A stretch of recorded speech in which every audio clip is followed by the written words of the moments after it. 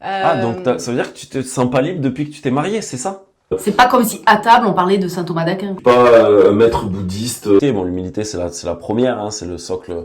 Sans l'humilité, C'est la première et la dernière. je veux dire, le péché de l'homme, c'est l'orgueil, toujours. L'orgueil, l'orgueil. Le péché des origines, c'est l'orgueil. C'est on se croit être comme des dieux, on veut être l'égal de Dieu. Et c'est cette espèce de quête de toute puissance, en fait. Et le péché, c'est ça. C'est à un moment donné, c'est rater la cible, voilà. On est au tir à l'arc, on veut viser au milieu, boum, ça part à côté. Boum, ça part à côté. Boum, ça part à côté. Ben, moi, je mange du chocolat et puis je prends 3 kilos, quoi. Donc, il y a un C'est ça. moment donné, est-ce que Dieu est méchant? Il y a des règles. Non, tu commençais par me dire, on va partir en freestyle, ça on sait faire. Donc, on va partir en freestyle, ça on sait faire. On va parler de développement personnel, on va parler de spiritualité, on va parler de travail sur soi, on va parler de connaissance de soi, et on va parler à partir de notre propre expérience, puisque on a, nous, quand même, un parcours assez original, on peut dire, dans le sens où on a expérimenté le développement personnel, on a expérimenté des formes de spiritualité, on va le dire comme ça, qui étaient à la fois entre du dev perso et un peu une démarche spirituelle. Et ensuite, il y a eu vraiment une conversion. Et là, on est rentré vraiment dans une véritable démarche spirituelle de par notre conversion. Donc voilà, on va parler à partir de notre expérience, de ce qu'on constate aussi aujourd'hui, de ce qu'on voit aussi bien dans le monde du dev perso. Alors, faudra définir qu'est-ce qu'on entend par dev perso tellement c'est large. Et aussi dans le monde chrétien, puisque nous, aujourd'hui, on côtoie beaucoup ce monde-là et on voit pas mal d'écueils, on voit pas mal de difficultés, des patterns qui reviennent très régulièrement. Donc voilà, on va parler un petit peu de tout ça en freestyle, comme tu as dit chérie, en freestyle, donc on va freestyler. Ça te va comme... Ça me va. Il y a deux grands écueils si on prend ce que nous dit l'Église, c'est le quiétisme et le pélégianisme. Et je pense que c'est pas mal de commencer par ça, parce que on voit dans les lives, il y a un peu ça. Il y a ceux qui sont un peu comme nous, plutôt coach, qui se disent je veux prendre ma part de responsabilité, c'est quoi le problème, et qui peuvent finir par penser qu'ils vont par leur propre force réussir à régler les plus grands problèmes de leur vie ou à transcender leur vie. Et il y a le quiétisme, qui est l'inverse. C'est j'attends, je n'ai pas de désir, j'attends le désir de Dieu pour moi. Et on a beaucoup ça dans les lives. Ah ben oui, moi j'aimerais bien le couple, mais en même temps, ce sera comme Dieu y veut, quand Dieu y veut. Mais t'as quel âge? J'ai 50 ans. Bon, il n'y a pas un moment où tu t'es dit qu'il fallait que tu prennes les choses en main. Donc je trouve que c'est deux écueils. Dans le dev perso, dans tout ce qui est coaching, on est plutôt dans le pélégianisme, le risque de trop en faire. Et dans le quiétisme, on est plutôt comme dans le bouddhisme. Le risque, c'est de ne rien faire, alors que Dieu nous a fait des êtres libres, avec une volonté, un cœur, des jambes, un cerveau. C'est pas pour rien. Ok. Quelle définition toi tu donnes, mais vraiment rapidement, pas la définition du Larousse, du pélégianisme? C'est le fait de penser que par ses propres forces, on va parvenir à devenir pleinement nous-mêmes. Et donc le risque, c'est de se réinventer, le transhumanisme, tout ça, de se recréer. Ouais, bien sûr. Même s'il y a aussi cette volonté de régler des choses dans sa vie, mais c'est au final, in fine, se réinventer comme si il n'y avait pas de créateur, comme si en fait c'est un manque d'humilité métaphysique. Ça veut dire que je me dis pas, en fait j'ai été créé et donc c'est avec ce créateur que je vais devenir pleinement moi-même. Ouais, c'est ça. Et d'ailleurs, c'est un écueil qu'on peut facilement retrouver quand on est dans une démarche de travail sur soi, de développement personnel, parce qu'effectivement, on cherche des outils humains, des moyens humains, et on dit pas qu'ils sont bons ou pas bons, c'est juste que si on les absolutise, si on croit que vraiment on va guérir, se sauver, se réaliser... Ah oui, c'est se sauver aussi par soi-même. Que à travers ces outils-là, en fait, c'est là où on tombe dans l'écueil. Et même nous, on doit être très vigilant en tant que coach parce que moi, je crois beaucoup aux outils humains quand il faut travailler sur l'âme humaine. Quand je dis l'âme, c'est tout ce qui est l'affectivité, le domaine du psychologique, de l'émotionnel. C'est pas l'âme au sens du spirituel. Faut bien définir, parce que dans certaines spiritualités, ce qu'on entend par l'âme, c'est la dimension spirituelle. Là, quand je dis l'âme, c'est vraiment la dimension plutôt psyché. De la psyché, voilà. Effectivement, c'est un écueil qu'on peut avoir et dans le coaching, c'est énorme parce que dans le coaching, on est là, on définit des objectifs, on s'appuie sur ses propres ressources, on travaille à lever les freins, les obstacles et puis on essaie d'avancer comme ça. Mais ça pose question de OK, en quoi je m'appuie sur quelque chose qui me dépasse, qui me transcende, qui est plus grand que moi. Ce que nous on va appeler la grâce. Voilà. Donc c'est vrai que c'est un écueil qu'on peut trouver quand on est dans une démarche de développement personnel Et voilà, donc il faut être un peu vigilant par rapport à ça. C'est vrai que c'est vrai qu'il faudrait définir tous les termes. En tout cas, tu as raison de dire que le pélégianisme, c'est aussi penser que je vais pouvoir me sauver par mes propres forces. Donc il y a aussi cette histoire de salut, mais c'est vrai que comme je suis partie sur la question du coaching et de régler sa vie, j'ai oublié cette histoire de salut. À mon sens, presque je pourrais dire que tout l'aspect psychologique, tout cet aspect de l'âme, je pense que dans l'âme il y a deux parties, il y a la psyché et l'esprit. Il y a la fine pointe de l'âme qui est l'esprit, et il y a la psyché qui est tout ce qu'on a vécu, tout ce que nos parents nous ont transmis, tout ce qu'on a généré aussi nous-mêmes. Avant de se rendre à tout ce qui est spirituel, il faut avoir trouvé un minimum de paix au niveau psychologique. Il faut avoir trouvé une assise psychologique avant de se dire allez, je m'aventure dans la fine pointe de l'âme, je vais dans mon esprit. J'ai vu des gens faire ça, ils décompensent. Vraiment, hein, c'est psychiatrique, c'est-à-dire que si tu n'as pas d'assise, attaquer toute la phase mystique et tout, généralement tu manques d'incarnation, tu manques d'ancrage pour pas que ça parte en freestyle et pour pas atteindre des plans que tu peux pas gérer en fait. Donc c'est hyper important de commencer par tout cet aspect psychologique qui envahit les réseaux sociaux quelque part. Il y a plus ça parce que l'humanité elle est plus prise dans cette matrice psychologique que finalement la fine pointe de l'âme qui est plutôt réservée aux âmes contemplatives qui voilà presque j'ai envie de dire les carmélites. Il doit y en avoir aussi dans d'autres traditions bien sûr. Mais voilà, cette psyché, c'est ce dont on a besoin aussi pour grandir. On a besoin de tous ces éléments, de toute cette matrice pour se responsabiliser, pour grandir et pour après passer au niveau au-dessus. Voilà, on ne dit pas qu'on en est là, mais on a bien vu que bon, tu passes des paliers quand même. Ouais. En tout cas, ce que tu dis, moi je vais le dire de cette manière-là en complément, c'est que pour moi, pour rentrer vraiment dans la dimension spirituelle, d'abord il faut faire un travail psychologique. Sinon, on va transposer plein d'écueils dans notre psychologie, dans des croyances limitantes, dans des idoles qu'on a créées de Dieu, de la vie, du rapport au monde, dans notre vision du monde, parce que ce sont en fait des biais psychologiques qu'on va avoir. Donc effectivement, on doit travailler d'abord le psychologique. Le psychologique, c'est un peu les fondations de notre être. Voilà, on doit d'abord bien s'enraciner dans notre psychologie, dans notre histoire, dans la relation à nos parents, dans l'amour qu'on a reçu, dans nos blessures. Voilà, on doit vraiment s'enraciner là-dedans, embrasser ça. Ça va éviter en fait de transposer des choses psychologiques dans le spirituel. Ce qu'on voit très souvent, ce qu'on appelle par exemple les idoles. On peut dire voilà, ça c'est spirituel. En fait non. Si j'ai un surmoi féroce, je vais être dans des mécanismes de projection par exemple, et je vais projeter, je vais dire ah mais ça c'est spirituel, je suis attaqué par le diable, le malin et tout ça. En fait c'est juste des peurs que je projette, c'est des refoulements.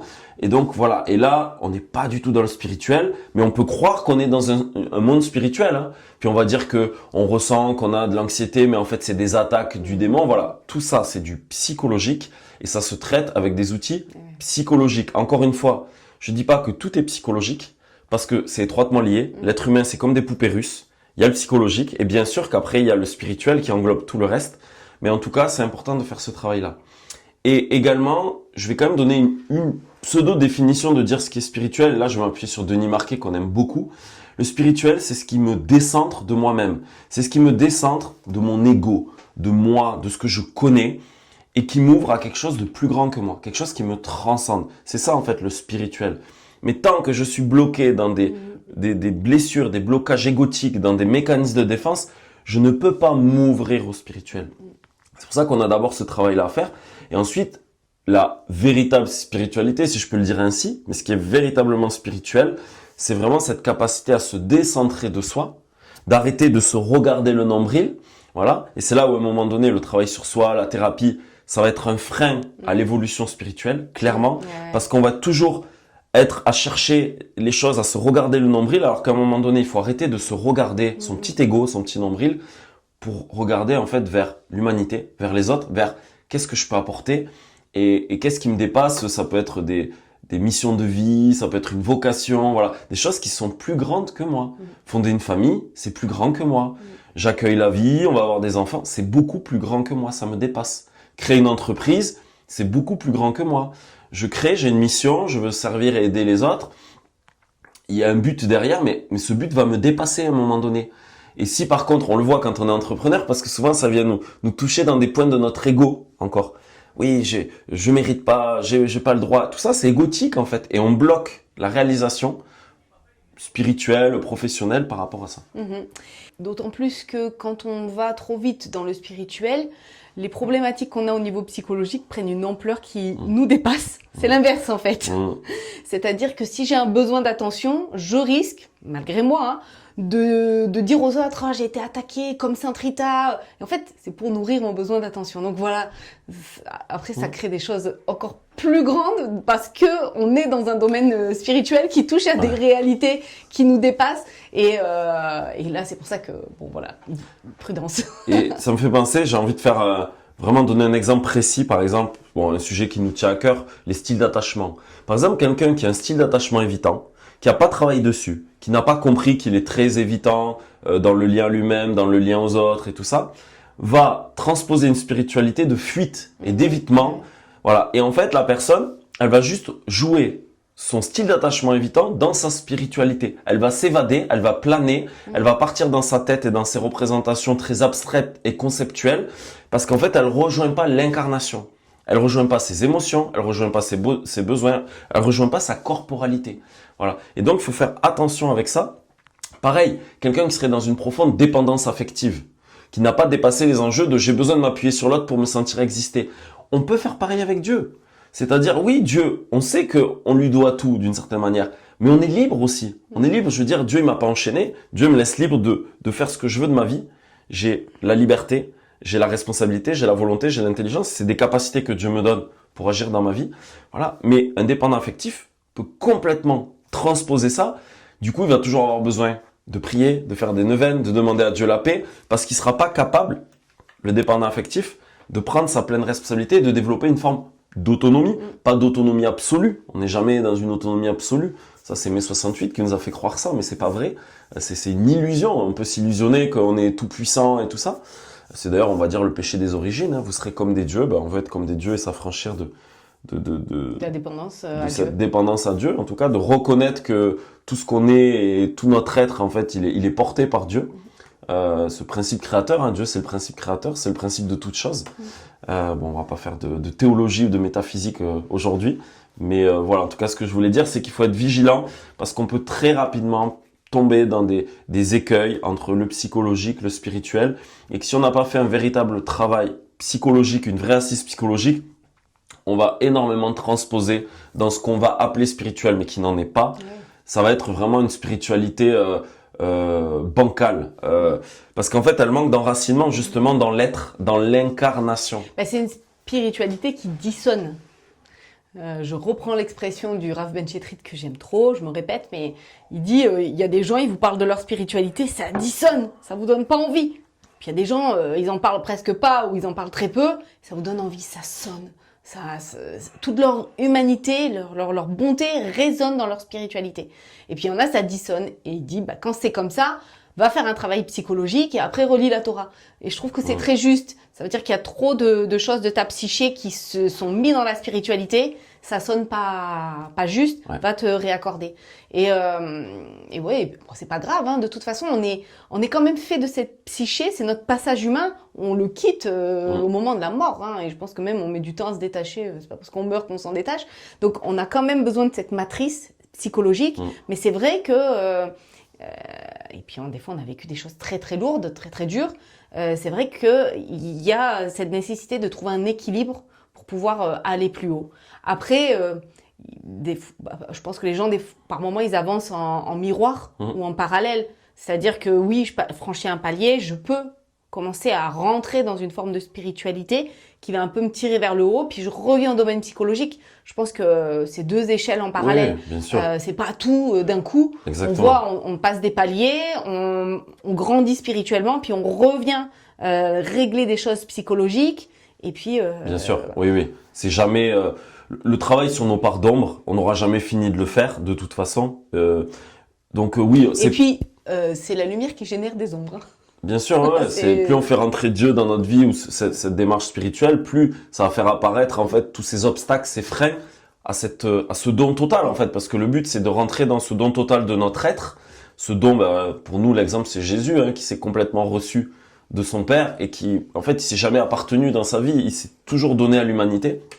Nous, c'est ce chemin qu'on a choisi de suivre en fait. Et donc effectivement, mais c'est pas à un moment donné, bon, moi j'ai fini le travail sur moi, j'en suis affranchi, je suis pur esprit, non, c'est pas vrai, je suis état oblatif, Dieu me parle en Wi-Fi, non, c'est pas comme ça que ça se passe.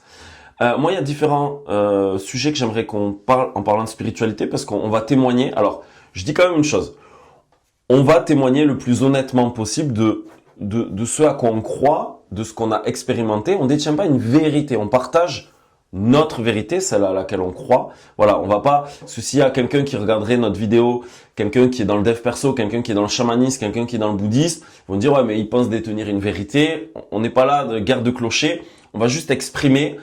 Par contre, on va exprimer d'où on vient. Moi, j'ai quand même expérimenté pendant plus de 10 ans de ma vie les philosophies orientales, le bouddhisme.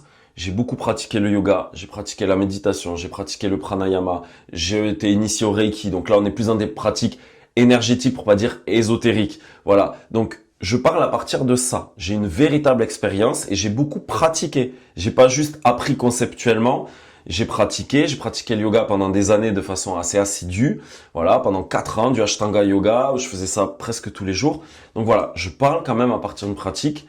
J'ai aussi expérimenté le chamanisme, comme toi Mirana. Alors moi je suis pas parti au Pérou, j'ai pas pris de plantes hallucinogènes, c'était au son du tambour, on rentrait dans un état de transe, mais la façon dont on y était amené, c'était pas la même chose. On travaillait pas avec l'esprit des plantes, mais l'idée c'était de rentrer dans un état complètement modifié de conscience, où vraiment on allait travailler là-dessus. Et je voudrais qu'on parle un petit peu de ça, pour dire en quoi, selon moi, c'est des démarches complètement différentes spirituellement, d'accord ? Par exemple, comparer le bouddhisme avec le christianisme, je pense que c'est quand même important parce qu'aujourd'hui, on a beaucoup des philosophies orientales qui arrivent un peu et les gens s'intéressent un peu à ça. Puis ce qu'on appelle le New Age, c'est quoi le New Age ? C'est de se faire sa propre religion, sa propre spiritualité. J'ai fait ça moi aussi, hein. On prend un peu de bouddhisme, un petit peu d'hindouisme, un peu de chamanisme, un peu d'accord toltèque, et puis on est un peu initié au Reiki, puis on aime bien un peu l'énergétique, et puis on s'intéresse un petit peu à ça. Et en fait, on prend de tout, et en fait, on se crée sa propre religion, sa propre spiritualité, mais en fait, on est toujours le centre de sa spiritualité. On a c'est choisi. C'est ça un des problèmes. Choisi. On se le crée nous-mêmes, et en fait, ça veut dire que ce qui est premier dans tout ça, c'est moi, c'est mon ego qui se prend et qui se dit ok moi ça me plaît, ok moi ça me parle, et là pour moi il y a un écueil, et encore une fois je juge pas si vous êtes concerné, mais c'est une réalité, c'est que c'est ça qu'on appelle le New Age. On prend un peu de tout, on mélange. En plus pour moi ça manque de cohérence, parce que soit on est bouddhiste, moi j'ai été dans le bouddhisme pendant des années, j'ai pris refuge, pour ceux qui connaissent, on prend refuge, voilà, on pratique la méditation. On rentre vraiment dans une philosophie qui pose un cadre, il y a tout un référentiel. Voilà, on rentre dans cette épistémologie-là et on intègre, il y a des pratiques qui sont données, il y a des concepts intellectuels. Dieu, il est immanent, il est en toute chose, voilà. Et on apprend ces concepts-là et ensuite on les pratique. C'est vrai qu'il y a une expression chez les Anglais, le feel-goodisme. Je me sens bien, je me sens bien, comme la chanteuse, là, elle a fait une chanson Feel Good, ben c'est ça. Je me sens bien. Et en fait, oui, je suis au centre, c'est moi qui décide.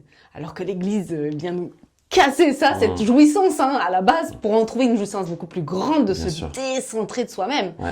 Et c'est ça, notre génération a vraiment du mal avec ça, et en même temps, je pense que quand elle va y revenir mais violemment, parce qu'on aura tellement pris tout ce qui nous faisait plaisir, on se sera gavé, ça nous fera un bien fou de se décentrer. Donc, c'est ça. Mais je trouve que, justement, au moment de la conversion, parce que moi j'ai fait ça, hein, j'ai pris, et puis j'ai quand même pris des choses qui m'ont fait évoluer, mais à un moment donné, tout a été balayé par ma conversion. On rentre dans une vérité sur soi, dans une vérité sur l'homme, dans une vérité sur Dieu, qui balaye tout ce qu'on a construit. Après, bien sûr, on arrive à voir où était Dieu dans tout ça. Et il y avait des endroits où Dieu nous parlait déjà. Il se sert de tout. En prison, il peut même parler à des criminels. Enfin bref, donc c'est pas la forme, c'est dans le fond. Mais je trouve ça très vrai. On se construit un petit monde spirituel, et puis au moment de la conversion, tout est balayé. Alors, il reste que de la boue, que des cendres, et c'est beau parce qu'on est décentré de nous-mêmes. Ah ouais. Et je trouve ça vraiment beau, comment tu l'as dit. C'est vrai qu'on a cette tendance à tellement vouloir choisir, à tellement vouloir se sentir bien, qu'on en oublie le bien, de mettre en avant le bien. Est-ce que c'est bien Non, je veux me sentir bien. Du coup, j'entends des choses incroyables sur, soi-disant, la foi, la Bible. Enfin, j'ai entendu des trucs.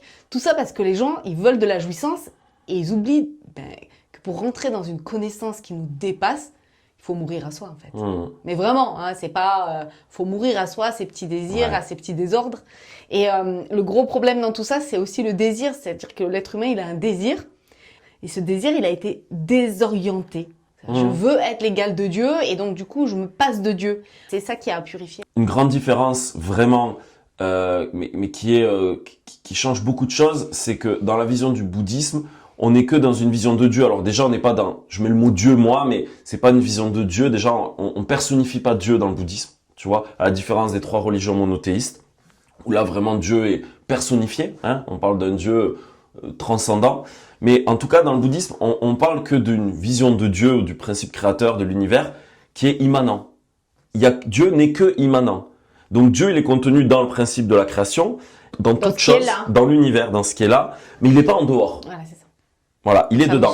Et en fait, ce qui fait souffrir l'âme humaine, l'être humain, en plus on parle de réincarnation, donc il y a cette vision, on a plusieurs vies pour atteindre cet état de nirvana, cet état d'éveil et tout ça, où là on arrêtera de se réincarner, voilà, parce qu'en fait on va avoir plusieurs vies pour le faire.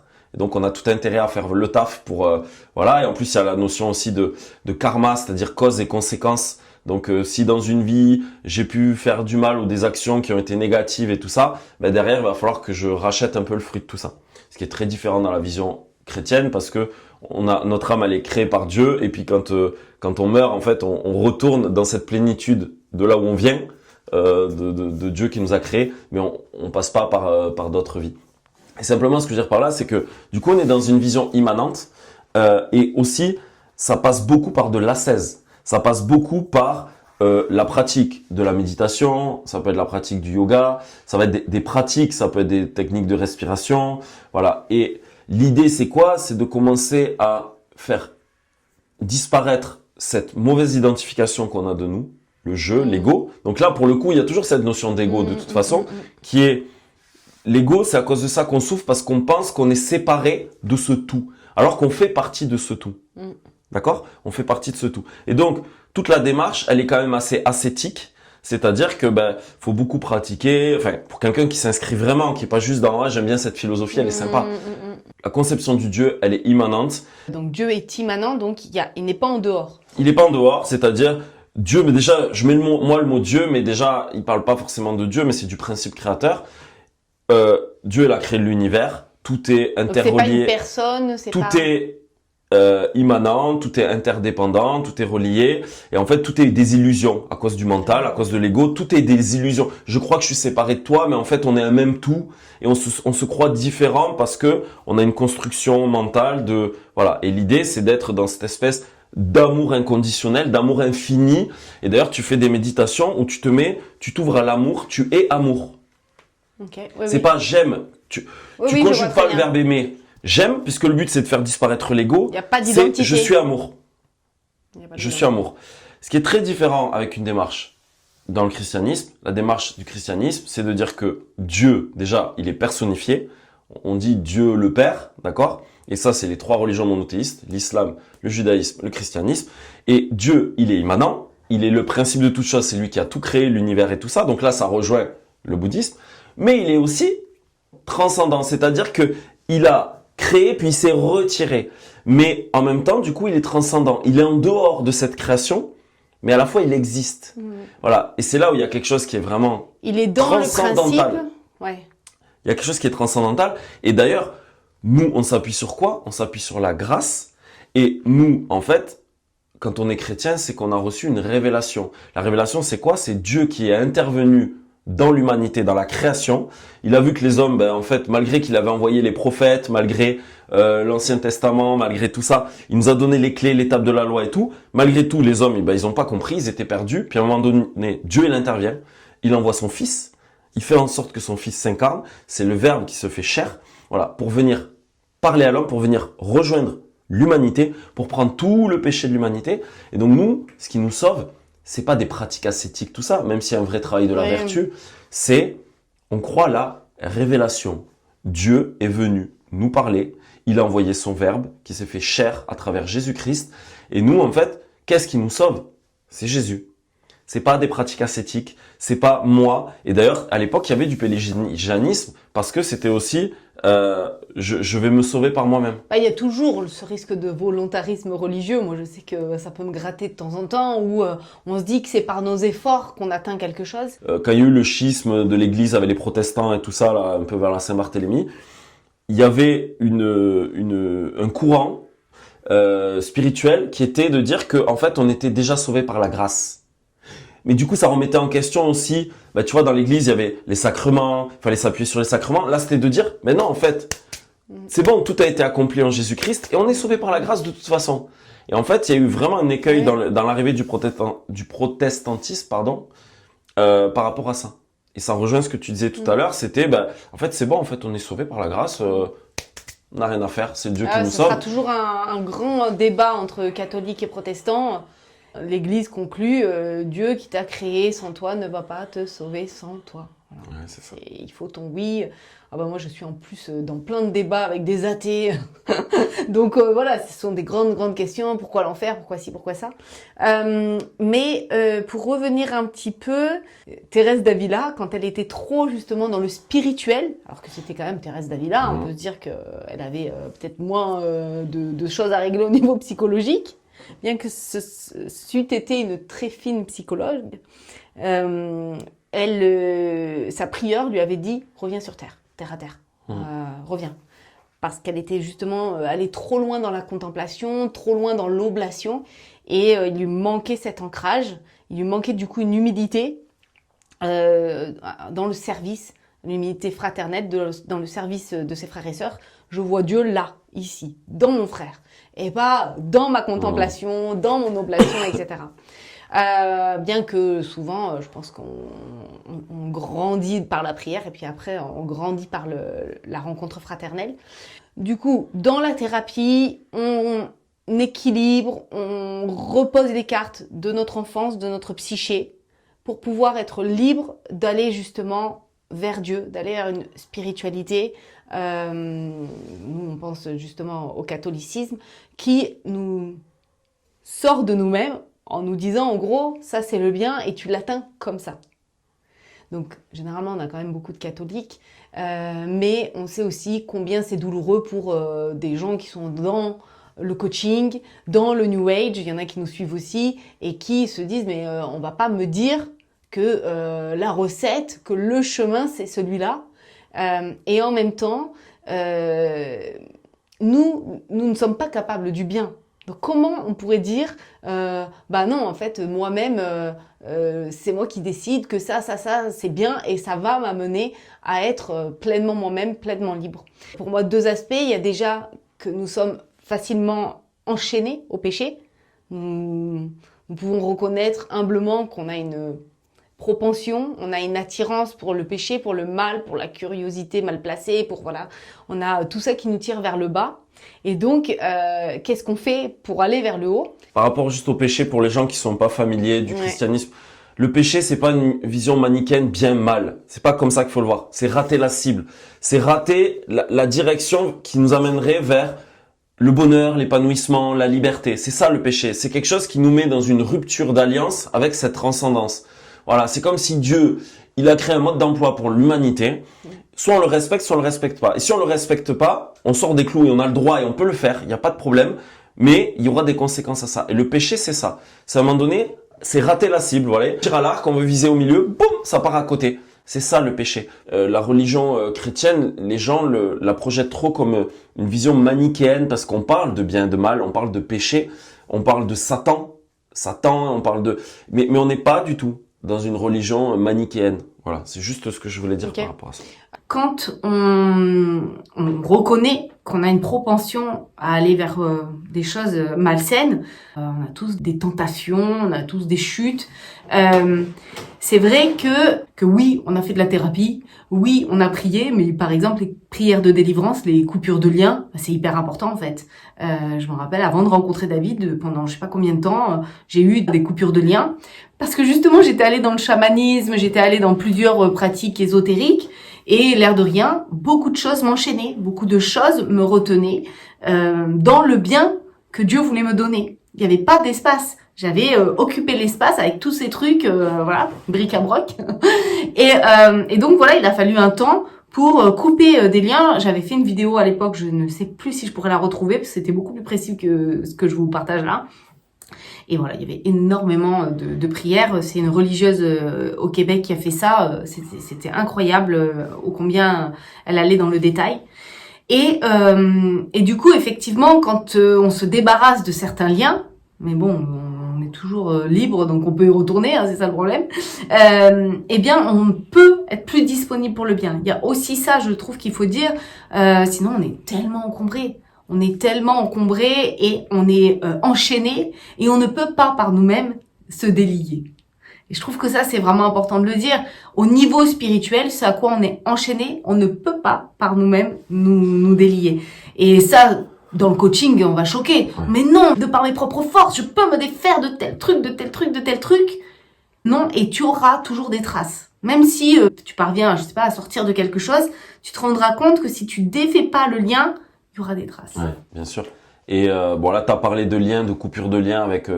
bon, toi, tu as appris des plantes, tu as travaillé avec les esprits. Donc là, tu crées des liens. En fait, ton âme crée des liens, des alliances sur un plan subtil. Hein, ça nous échappe, mais il y a des alliances qui se créent. Mais on peut même parler de liens quand on a eu plusieurs rapports sexuels avec des partenaires différents. Ça aussi, ça crée des liens parce que la sexualité, ça se joue en corps, âme, esprit. C'est pas rien, la sexualité. Alors oui, ça se joue dans le corps, mais ça y inclut toutes les dimensions de notre être. Et ça, c'est pareil, quand on a eu plusieurs partenaires avec des relations sexuelles, en fait, il y a encore des liens qui restent avec ces âmes, avec ces personnes-là. Donc voilà, le lien, il se joue sur plein de niveaux. Une chose aussi que je voudrais souligner, abonder dans ton sens par rapport au péché, c'est que on se rend compte, quand on est dans une démarche spirituelle, que par exemple, nos travers, nos dérives, ce qui fait qu'on rate notre cible, souvent nos péchés, c'est souvent lié justement à nos blessures et à des traits psychologiques qu'on peut avoir. Je vais reprendre un exemple. Quelqu'un qui a des blessures d'attachement, qui a un style d'attachement évitant, c'est souvent quelqu'un qui va aller dans des addictions. Ça peut être la pornographie. La personne, elle va se masturber régulièrement et tout ça. Et en fait, elle rate sa cible parce que le but de la sexualité, c'est une communion d'amour. C'est une communion du don, donner et recevoir. Ça doit se vivre à deux. Voilà. Alors que là, la personne... Comme en fait, il y a un vide affectif, il y a un vide relationnel, il y a des besoins qui sont pas nourris. Et ça, c'est des problèmes psychologiques. La personne, elle va compenser pour décharger un peu un besoin, une jouissance et tout ça. Et oui, ça, c'est du péché. Pourquoi? Encore une fois, c'est rater la cible parce que c'est vivre une sexualité auto-centrée pour soi, pour se faire du bien, pour tirer une jouissance, voire même pour décharger une tension, pour tirer une jouissance. Et donc, très souvent, on se rend compte qu'en fait, ce qu'on va appeler nos péchés, les fois où on n'a pas le bon comportement qui est vertueux, qui est aligné, qui est tempéré, qui est prudent, c'est à cause en fait de nos fragilités au niveau de notre nature. Il y a la grâce et il y a la nature. La nature, c'est tout ce qu'on est. C'est l'héritage de notre humanité. C'est notre génétique, c'est notre éducation, c'est toute l'éducation socio-culturelle, familiale et tout ça. C'est nos blessures, c'est notre psychologie. Voilà, ça c'est la nature. Et puis il y a la grâce. Voilà. Et la grâce, elle supprime pas la nature. Elle l'élève, elle transcende. C'est ça. À un moment donné, on doit accepter. Jésus, dans l'évangile, à chaque fois, il dit, lève-toi et marche. Tu veux quoi? Tu veux guérir? Je te donne la guérison tout de suite. Lève-toi et marche. Malgré tes infirmités, malgré les casseroles que tu portes, malgré la croix que tu as, marche, avance. Ça veut dire, mets-toi en route, deviens vivant. Je te redonne la vie. Je te redonne vraiment cette vie en plénitude. C'est comme avec Marie-Madeleine. Avance. On fait abstraction de ton passé. Ok, t'as peut-être déconné, tu t'es planté et tout. Ok, moi je suis pas là pour te juger. Je suis là pour te redonner la vie en plénitude. Par contre, ne pêche plus. C'est-à-dire, ne recommets pas les mêmes conneries parce que sinon tu vas retomber. Ne repars pas en arrière. Et moi, ce que j'aime beaucoup, et toi aussi Mirana, et pour moi, notre travail c'est ça. Notre programme d'accompagnement c'est ça. C'est être ce pont entre le psychologique et le spirituel, le travail de l'âme et le travail de l'esprit. Et moi, j'aime beaucoup le travail qu'on va faire dans les retraites de guérison intérieure, pour moi. Parce qu'en fait, notre blessure originelle, c'est quoi? On veut vivre cet amour en plénitude de notre Créateur, de Dieu. Sauf qu'à un moment donné, on est séparé de lui. On veut vivre, on attend cet amour un peu inconditionnel de Dieu. Et en fait, on est marqué par des blessures parce que nos parents ne peuvent pas nous aimer comme Dieu va nous aimer. Et ça fait un écran entre nous et Dieu. Et c'est ça. Et ça fait, à un moment donné, ça crée des blessures, une rupture d'alliance, une rupture de... Et puis en fait, c'est ça, en fait, on est marqué par ça. En fait, en plus, on conçoit Dieu par rapport à nos parents. Et ça, c'est un paravent, Oui. quoi. Et du coup, on ne va pas vers Dieu correctement, on ne se laisse pas aimer parce qu'on a un paravent, c'est-à-dire qu'on le conçoit mal. Et c'est pour ça que des fois, ils m'énervent les protestants, désolé les protestants ou les évangéliques. Ah, vous avez des idoles, vous avez des statues. Mais les statues, c'est ça, en fait. C'est ça le problème. Le vrai problème, c'est à l'intérieur de toi, Bien tout sûr. ce que tu as figé comme image de Dieu, qui ne sont pas ce qu'il est vraiment. C'est ça l'idole, en fait. C'est que tu as figé une conception de Dieu qui n'est pas ce qu'il est vraiment. Donc tu peux prier devant, je sais pas quoi, une statue de Jésus et le concevoir mieux que quelqu'un qui n'a pas de statue de Jésus et qui le conçoit comme son père ou sa mère et ça le limite, quoi. Elle limite Dieu par sa psyché. On le fait tous un peu, mais c'est bon de le rappeler. Je sais même, il y avait une personne qui m'avait dit « Ah, moi, je regarde pas The Chosen parce que je veux rester dans l'idée que j'ai de Dieu. » Et je me suis dit « C'est dommage parce que The Chosen, c'est aussi collégial. C'est plusieurs idées de ce qu'on a de Dieu, de voilà comment on conçoit. Qu'est-ce qu'on amène et puis tu gardes la tienne et puis tu laisses bouger. Il faut que ça bouge en fait, sinon c'est une statue dans ta tête. Bref, et je voulais juste rebondir sur un truc parce que j'ai eu un super beau témoignage qui complète ce que tu as dit. Un homme disait j'ai rencontré ma chérie après avoir dit à Dieu, j'arrête les relations d'un soir, voilà, les histoires qui sont Sans pas sérieuses, lendemain, sans lendemain, le sexe sans lendemain, on va dire, et la masturbation. Du coup, ça a été un long chemin.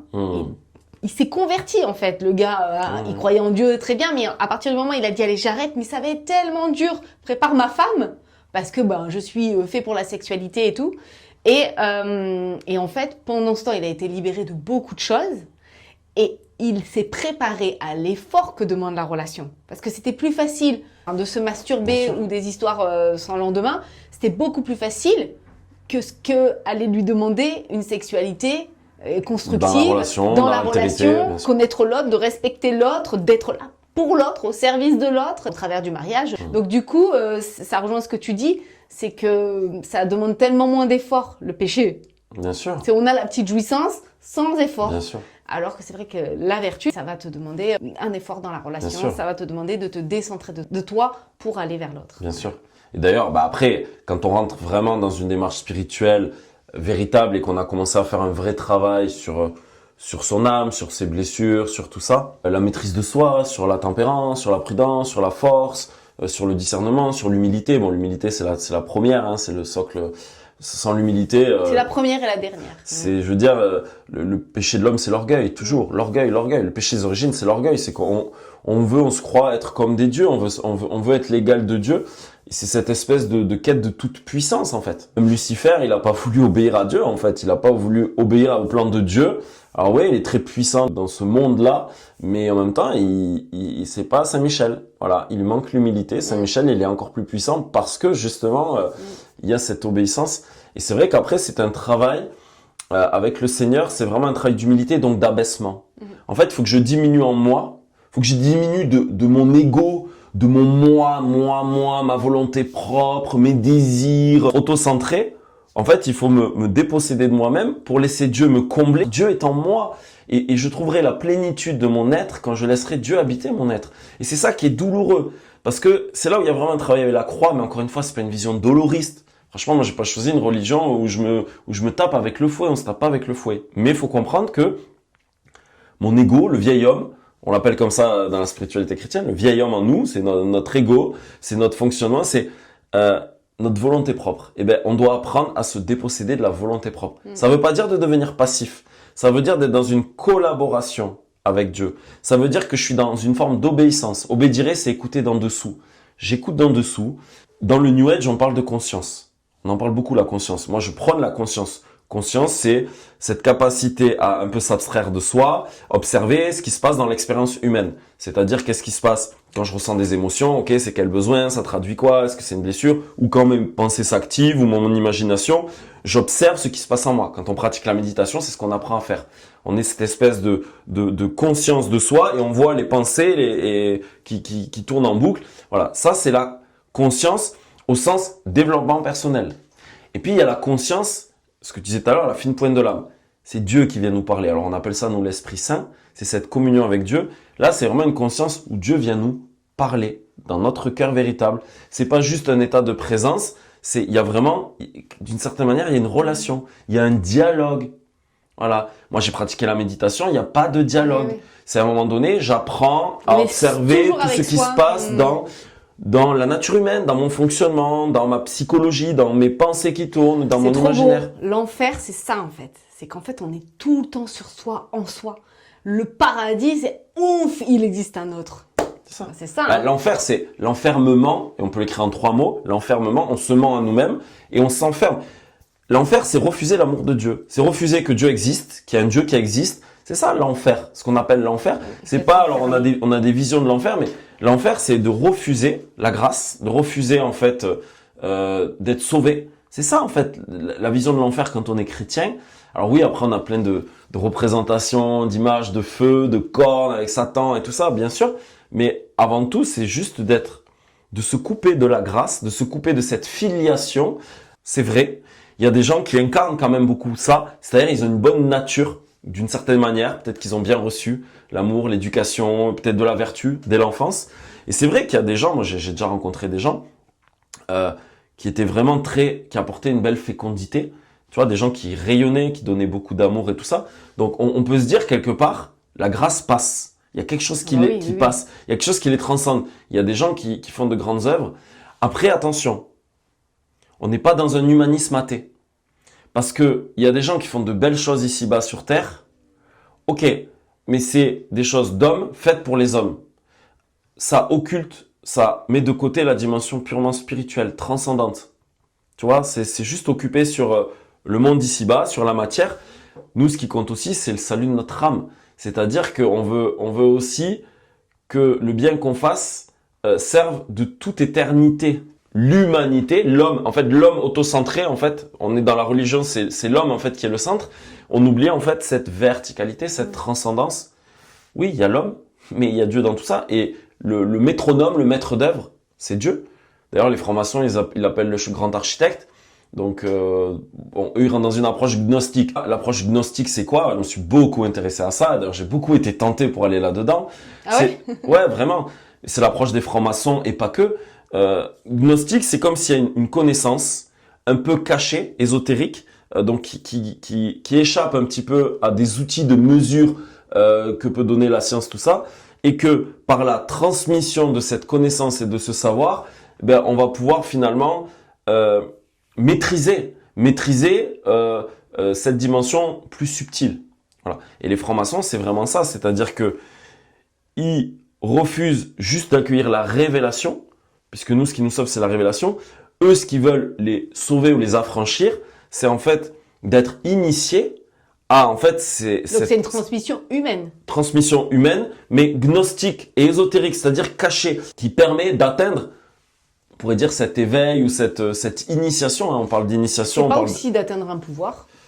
Bah, derrière, pour moi, ce qu'il y a derrière vraiment, c'est le péché des origines, c'est la toute-puissance de l'homme. En fait, c'est pour ça que l'Église condamne toujours la franc-maçonnerie, parce qu'en fait, c'est l'anti-Église, la franc-maçonnerie. Et d'ailleurs, c'est pas compatible de dire je suis chrétien et je suis franc-maçon. C'est pas compatible du tout. Vraiment. C'est-à-dire, si je suis chrétien, ce qui me sauve, c'est la grâce. Ce qui me sauve, c'est la révélation de Jésus-Christ. Je m'appuie sur les sacrements. Si je suis franc-maçon, c'est ma loge maçonnique. C'est mon église, hein. Ils ont recréé exactement le même fonctionnement, les mêmes systèmes et tout ça, avec des choses qui sont très codifiées au niveau symbolique, très codifiées, vraiment comme l'église. Hein. On a nos codes, on a nos dogmes, mais eux c'est exactement pareil. C'est pour ça que c'est vraiment ils ont calqué l'église, sauf que ben, ils s'affranchissent de la révélation de la grâce. Pour eux, c'est l'initiation de gnose, c'est-à-dire de connaissances cachées qui ne sont données qu'à des élus, à des initiés. Voilà. Bref, je vais pas m'étaler là-dessus. Bon, c'était bien. C'était pas parler de franc-maçonnerie, même si je me suis beaucoup intéressé à ça. J'ai lu beaucoup d'ouvrages là-dessus et voilà. Et puis bon, j'ai le père Verlaine qui m'a quand même beaucoup, de par ses ouvrages, il a écrit des très bons ouvrages là-dessus, sur le voile se déchire, ou je sais plus son autre bouquin aussi qui était sur la gnose, la déité sans voile et sans visage. Là, il parle beaucoup de franc-maçonnerie, d'approche gnostique, ésotérique, principalement. Après, il a fait plein d'ouvrages sur le bouddhisme, l'hindouisme, parce qu'il vient de là aussi, il a eu une vraie expérience. Oui, complètement. Donc, Moi, je trouve qu'il y a quand même un mystère, c'est la question de la liberté. Parce que Dieu, il aime la liberté. Et est-ce qu'il aime la liberté absolue? Ça, c'est une question. Mais en tout cas, il est absolument libre. Et il aime la liberté. Il nous a, du coup, donné cette liberté, même cet amour de la liberté. Parce que, quoi qu'on en dise, tout le monde aime la liberté. Et ce qui est fou, c'est que dans l'évangile, Jésus, il demande « Que veux-tu que je fasse pour toi ?» Et qu'en même temps, à un moment donné, il va falloir lui dire que ta volonté soit faite et non la mienne. Vraiment, ce qu'on veut, c'est important. Mais le pari de Dieu, c'est si tu acceptes que je fasse ma volonté dans ta vie, je tiens le pari que tu seras plus heureux et que tu verras que ça correspond à ton désir le plus profond. C'est comme si, en disant oui à la volonté de Dieu, le cadeau de notre réel désir s'ouvrait. Dieu nous a donné la liberté pour qu'un jour on lui dise « Tu sais quoi, je te la donne ma liberté. » ouais, c'est ça. Tu sais quoi, en fait, j'aime la liberté, mais celui qui va me rendre libre, c'est celui qui est libre. Donc, je te donne ma liberté pour être libre comme toi. Et donc, ça veut dire que pour être véritablement libre au sens spirituel du terme, en fait, c'est renoncer à sa volonté propre. Parce qu'encore une fois, si je veux rester arc-bouté sur ma volonté propre, et ça, c'est l'orgueil, c'est la toute-puissance de l'homme, eh bien, en fait, je peux pas recevoir cette liberté que Dieu me donne. Maintenant, ce qu'il faut bien comprendre, la liberté que Dieu nous donne, on n'est pas dans un déterminisme non plus. Et ça, les gens ont souvent du mal à comprendre. En fait, Dieu ne peut que se donner. Dieu, il est amour. C'est un synonyme à donner à Dieu. Dieu, il est amour, il est le principe créateur. Il aime, il donne, il crée, c'est l'amour. L'amour ne peut que se donner. Il peut que se donner. Il peut pas reprendre. Il peut pas agir dans une toute-puissance. Ça, c'est ce que les gens ont du mal à comprendre. Donc souvent, ils vont dire, si Dieu existait, le Dieu tout-puissant, il n'y aurait pas eu les guerres, il n'y aurait pas eu Hitler. Non, non. Ça, c'est l'homme qui exerce sa liberté. C'est l'homme qui exerce sa liberté. Et l'homme a une capacité à tout pervertir. Si l'homme n'obéit pas, ne respecte pas, et ça on le voit dans tous les écrits de l'Ancien Testament, je veux dire, toute la Bible montre à chaque fois comment le peuple fonctionne quand il est dans l'obéissance à Dieu et comment il fonctionne dès qu'il se retire de Dieu. Et en fait, c'est toujours, c'est ce on a du mal à comprendre dans la Bible, c'est que des fois c'est des paradoxes. Et d'ailleurs, dans l'Ancien Testament, on pourrait croire que le Dieu, il est méchant, il est vengeur, mais en fait, non. C'est juste les conséquences. C'est, voilà, le peuple, il est puni, mais en fait, c'est pas il est puni, Dieu, il est méchant. Pas du tout. Ils se punissent eux-mêmes. Ils subissent les conséquences, en fait, des actes parce qu'ils n'ont pas obéi. Ben, moi, je mange du chocolat et puis je prends 3 kilos, quoi. Donc, à un moment donné, est-ce que Dieu est méchant?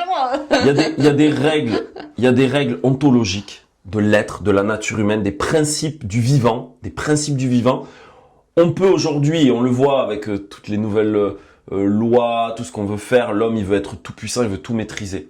Il veut maîtriser les gènes, la biologie, le vivant, il veut tout maîtriser. Contrôle absolu. Bon, ça montre la toute-puissance de l'homme, et on pourrait dire que même la science, c'est une forme on veut tout maîtriser au travers de la science, et on pourrait dire que c'est la nouvelle religion d'aujourd'hui, d'une certaine manière. D'ailleurs, le Rav Ben Chetrid le dit tout le temps. C'est l'homme dans son paradoxe absolu qui désire être absolument libre tout en cherchant à contrôler absolument tout. C'est l'homme qui veut tout maîtriser, comprendre, expliquer les principes du vivant. Le cerveau, comme il est petit par rapport à l'univers, donc vouloir à un moment donné que notre science devienne Dieu, franchement, à la base, c'est qu'un petit cerveau humain qui a généré la science. Bien sûr. C'est que notre petit cerveau, c'est pas qu'un cerveau, mais c'est que notre petit cerveau. Waouh! En fait, l'univers est... Non, mais vraiment, quand on pense qu'un scientifique avec ce petit cerveau, il pense... Même s'il y a une démarche humble dans sa recherche. Mais il pense pouvoir définir si oui ou non Dieu existe, alors que son cerveau, c'est une poussière dans l'univers. Non mais bon, bref, c'est juste pour dire qu'il y a un manque d'humilité à la base. C'est là que Dieu vient nous aider, parce qu'en fait, on n'arrive pas à être humble. Mais c'est fou comme c'est compliqué. De juste rester à notre place de créature. Et pareil, dans la Bible, tu dis il y a des punitions, mais aussi, il faut savoir, la Bible, c'est écrit par des êtres humains, et c'est pas un fax qui vient de Dieu, et donc c'est aussi comment eux, ils ont vécu les choses. Oui, bien sûr. C'est-à-dire que c'est le filtre d'une humanité il y a 4000 ans. D'ailleurs, ça nous parle plus le Nouveau Testament, parce que le filtre est plus fin, ça nous ressemble plus, c'est plus proche. Il y avait Jésus qui était là pour bien retraduire ce qui se passait. Mais sinon, ils ont tout vécu comme des punitions. Ah ouais, c'est ça. C'est important de le dire. C'est là où, bon, là, ils avaient une culpabilité sur la tête, souvent. Ouais. C'est là où Jésus, il est dit, je suis pas venu abolir la loi, je suis venu l'accomplir. C'est-à-dire, il a rien enlevé à la loi, tel que c'était donné dans la Torah, dans l'étape de la loi, tel que Moïse l'a donné au peuple hébreu. Mais il est venu l'accomplir, c'est-à-dire montrer véritablement ce que c'était, parce que ça avait été quand même assez mal compris. Et Jésus, qu'est-ce qu'il a fait? Il condamne l'acte, mais pas la personne. Il condamne le comportement déviant, le péché. Par contre, si à un moment donné, je condamne... Qu'est-ce qu'ils faisaient les pharisiens à l'époque? Qu'est-ce que Jésus a reproché aux pharisiens? Les pharisiens, ils rejetaient les lépreux, tous les gens, tu vois, qui n'étaient pas de la caste. Et eux, ils pensaient qu'ils étaient supérieurs. Et Jésus, il est venu leur dire, mais non, vous êtes à côté de la plaque. En faisant ça, au contraire, vous coupez de Dieu parce que vous faites pas alliance avec Dieu et avec vos frères en humanité. Donc, en fait, bien sûr que le criminel, en fait, on peut condamner son acte. Ce que tu as fait, c'est mal. Ton acte est mal. Mais je ne cesserai de t'aimer. Alors ça, c'est très difficile. Mais c'est ça. Et c'est pour ça que Dieu nous exhorte, en fait, au pardon. Parce qu'en fait, le pardon, c'est aussi pour nous qu'on le fait. Enfin, c'est quelque part pour libérer, redonner la vie à celui qu'on pourrait condamner, qu'on exclut de l'humanité. Mais en l'excluant lui, on s'exclut nous-mêmes. Le corps mystique, c'est qu'on est tous unis, reliés quand même les uns aux autres. Mais bon, voilà, bref, on va pas...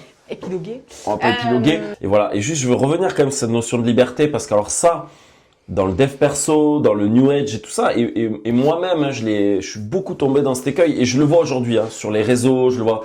Il y a une espèce d'idéologie comme ça. C'est, on croit que la liberté, c'est la capacité, en fait, à ne pas avoir de contraintes. Tu vois? Et en fait, ça nous vient déjà de mai 68. Si on faut reculer en histoire, le slogan, c'était interdit d'interdire. Merci papa, merci maman. Hein, voilà. C'est l'époque de nos parents. Interdit d'interdire. Donc, ça veut dire que je m'affranchis de toute règle, toute morale que donnait l'église ou je ne sais quoi. Et en fait, c'est bon, on est libre parce qu'on s'est affranchi de tout ce qui pourrait entraver notre liberté. Alors ça sert bien le capitalisme, parce que du coup, notre désir exacerbé nous fait consommer, acheter. Donc ça, pour toute la société matérialiste, consumériste, c'est parfait. Donc mai 68, merci. Voilà. Merci à la société capitaliste, ça fait tourner le business. Mais au point de vue de l'âme, le problème, c'est qu'on s'est enfermé dans une espèce, on confond liberté avec autonomie absolue. Voilà, liberté, on croit que c'est l'autonomie absolue, c'est-à-dire j'ai pas de règles, j'ai pas d'entraves. C'est pour ça qu'on a du mal à vivre le couple aujourd'hui dans notre société, parce qu'encore une fois, on aborde le couple à partir de son petit jeu qui veut se nourrir. On est dans la captation et pas le don. On se dit, l'autre, il va m'apporter ça, il va m'apporter de la plénitude, il va m'apporter du bonheur, il va m'apporter... Alors oui, c'est quand même ce que va donner le couple, bien sûr, et Dieu le veut et c'est bon et c'est voulu. Mais ça, c'est rater la cible si je fais ça. Puis c'est petit, parce que le jour où l'autre, je ne vois plus d'inconvénients que d'avantages. Que l'autre commence à être une entrave à mon épanouissement, à mon développement personnel. Mais je vais faire quoi? Je vais renoncer à la relation pour continuer à être dans cette espèce d'autonomie absolue. Et moi, je le dis souvent, déjà, la véritable liberté, c'est la capacité de se donner, de se décentrer, de ne plus se retenir. C'est ça, la véritable liberté.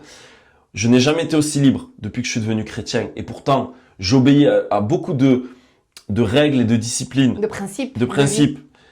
Qui me demandent de la vertu, qui me demandent des renoncements, qui me demandent droiture. Mais j'ai jamais été aussi libre parce qu'en fait, en essayant d'intégrer ça dans ma vie, j'ai vraiment une vie de liberté. Je suis pas aliéné à mes désirs, je suis pas aliéné à des travers que j'ai, à des mauvaises habitudes qui m'amènent toujours à être dans des mortifications d'une certaine manière, quelque chose de mortifère qui m'amène pas à un épanouissement et quelque chose qui me fait grandir.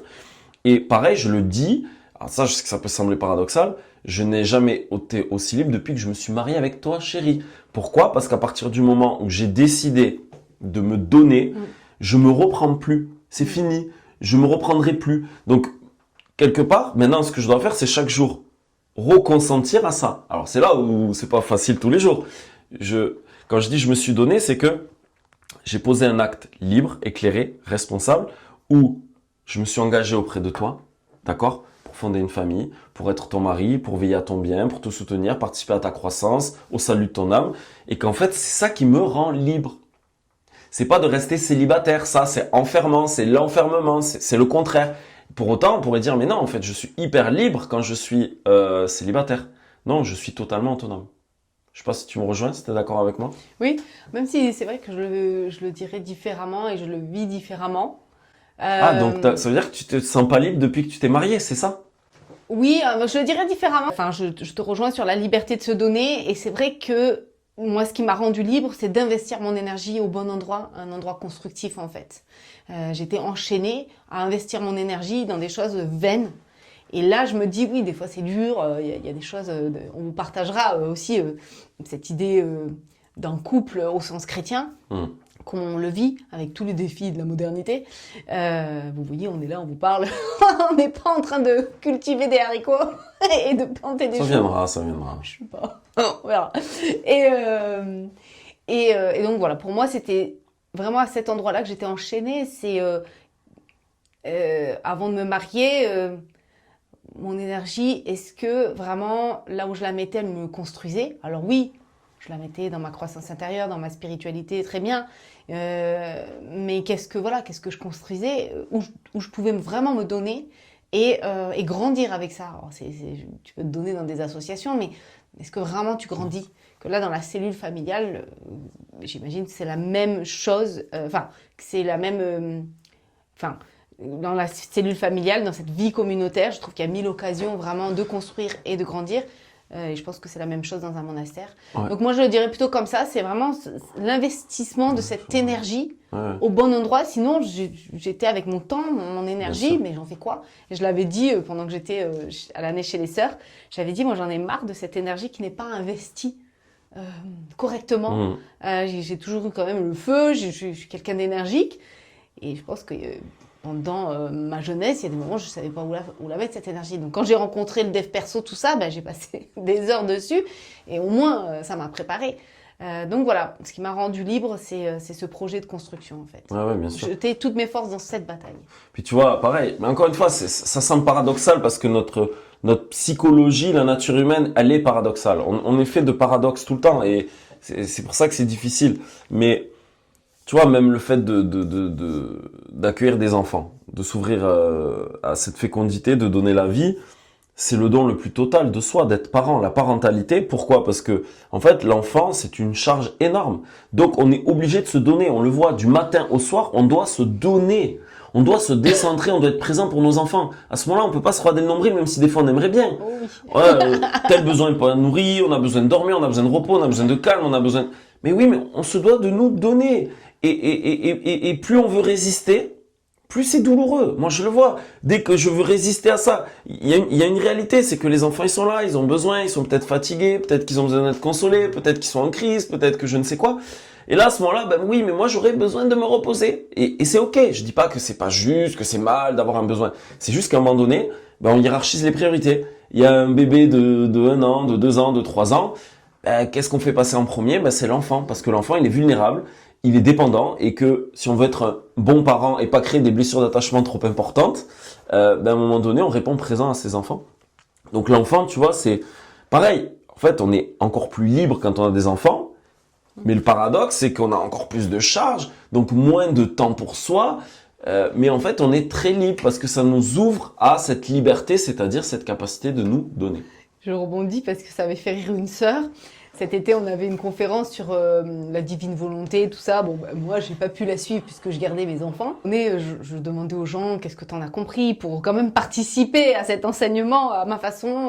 Et en fait, à un moment donné, je dis pour rigoler, c'est très simple, là, c'est l'heure de la sieste. Donc, je vais amener mes 2 enfants faire la sieste. Et je suis sûre d'une chose, c'est que je suis dans la divine volonté. Et là, tout le monde rigole.